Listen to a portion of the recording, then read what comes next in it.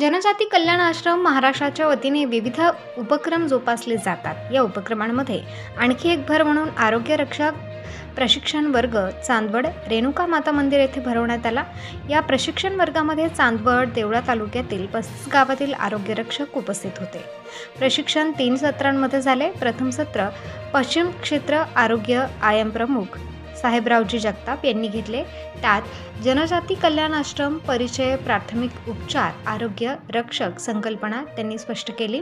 दुसरे सत्र पश्चिम महाराष्ट्र प्रांत आरोग्य आयएम प्रमुख भक्तिताई साठे आरोग्य नोंदवही आरोग्य पेटी आपला समाजाप्रती असलेली सामाजिक बांधिलकी व मालेगाव विभाग आरोग्य योजना प्रमुख वसंत महाले पेटीतील औषध व साहित्य याबद्दल माहिती सांगितली।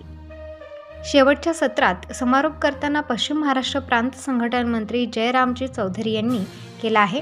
आदिवासी परंपरा समाजापुढे असलेली आव्हाने कल्याण आश्रमचे 14 आयाम सांगितले।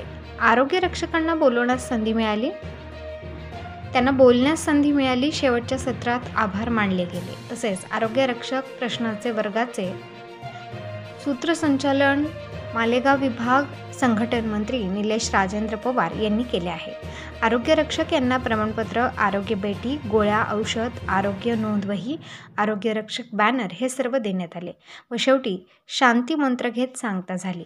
चांदवड तालुका अंशकालीन गोकुळ पवन तांदळे, देवळा तालुका अंशकालीन विक्रम अशोक गांगुर्डे, गटप्रमुख सागर पवार महेश शिंगरे जालिंदर गांगुर्डे रोहित पवार यांचे सहकार्य लाभले आहे।